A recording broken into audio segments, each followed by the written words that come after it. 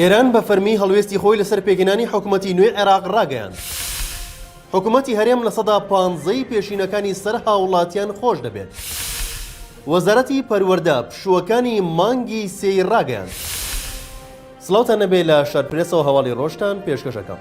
سەرۆکۆماری ئێران لە پەیوەندیەکی تەلەفۆنیدا بە سەرۆکوەزیرانی عێراقی ڕاگەیاند کێشەکانی ناوچەکە شایانی چارەسەرکردنە بەو مەرجەی کە دەزوەردانی هێزەکانی دەرەوەی ناوچەکە ڕاوەستێت و دروستبوونی کێشەکانی خستە ئەستۆی ئەمریکا و دەڵژێت. ئەگەر ئەوان دەربکرێن ئارامی بۆ ناوچەکە دەگەڕێتەوە. کۆنسوڵخانەی ئێران لە سلێمانی بڵاوی کردەوە ئیبراهیم ڕەئیسی سەرۆکۆماری ئێران پەیوەندیەکی تەلەفۆنی لەگەڵ مستەفا کازمی سەرۆکوەزیرانی عێراقدا ئەنجامدا و لەو پەیوەندیەدا ڕەئیسی لەسەر پێکەنانی حکوومەتی نوێی عێراق ڕایگەیاند کە حکوومەت و کۆمەڵگەیەکی بەهێز و یەکگرتوو لە عێراقدا بەردەوام لەلایەن ئێرانەوە جەختی لێکراوەتەوە. سەرۆکۆماری ئێران وتیشی هەموو کێشە و ئاڵنگاریەکانی ناوچەکە شایانی چارەسەرکردنە بەو مەرجەی دەزوەردانی هێزەکانی دەرەوەی ناوچەکە ڕاوەستێت. ڕەئیسی ئەوەشی خستە ڕوو کێشەکانی ناوچەکە لە ئەنجامی تەماعی ئەمریکەکانەوە دروست بووە و دەژڵێت ئەگەر ئەوان بە شێوەیەکی واقعی نەوەک ڕووکەش لە ناوچەکە دەربگرێن دەبینن کە خودی وڵاتانی ناوچەکە دەتوانن بە هاوکاری یەکتر و با تەواوی ئاشتی سەقامگیری و ئاسایش بۆ ناوچەکە بەدی بێنن.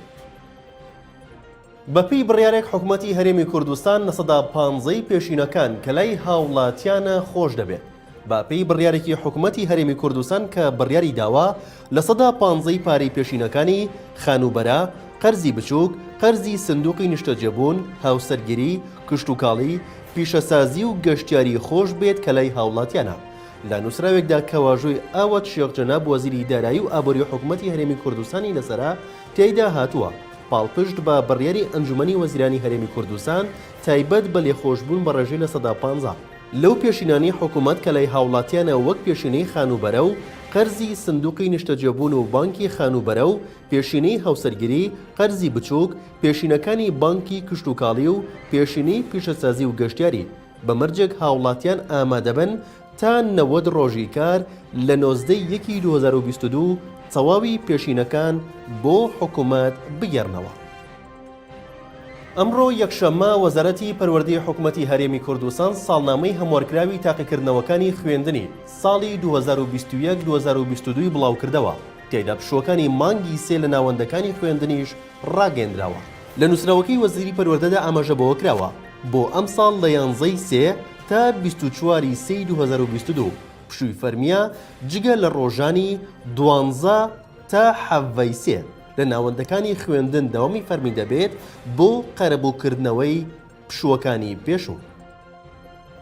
لە کۆنفرانسێکی ڕۆژنامەیەدا عەلی حەمەدساڵح پەرلەمانتاری کوردستان ڕایگەیاند 7 مانگە نرخی نەوت هەر چەندێک بێت هەر 350 ملیۆن دۆلار گەڕاوەتەوە وەزارەتی دارایی بۆ دابەشکردنی موچە کە بۆ هەر بەرمیلێک دەگاتە 27 دۆلار لە کاتێکدا ئێستا نرخی بەرمیلێک نەوت 93 دۆلارە. ئەو پەرلەمانتارە ئاماژەی بەوە کردووە کە خراپتر لە نەگەڕانەوەی داهاتی نەوت نەگەڕانەوەی داهاتی ناوخۆییە کە سلێمانی دەبێت 7 ملیار و 500 ملیۆن دینار بدات بە موچە و هەولێر 93 ملیار و 500 ملیۆن دینار بدات بە موچە کە هەر ناوچەیە و پارەکەی بۆ موچەی خۆی خەرج دەکرێتەوە بەڵام نایدان. هەروەها عەلی حەمەدساڵح دەپرسێت داهاتی ناوخۆ مانگی ڕابردوو 400 ملیار دینار بووە و 160 ملیاری دراوە بە موچە. ئەوەی دیکە چی لێ هاتووە و لەکوێیە؟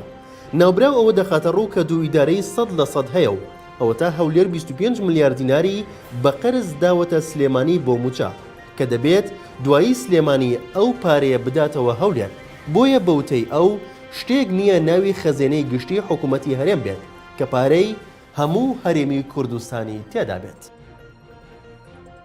لە شارپرێسەوە هەواڵی ڕۆژتان پێشکەشکرا شاد و بەختەوەربن.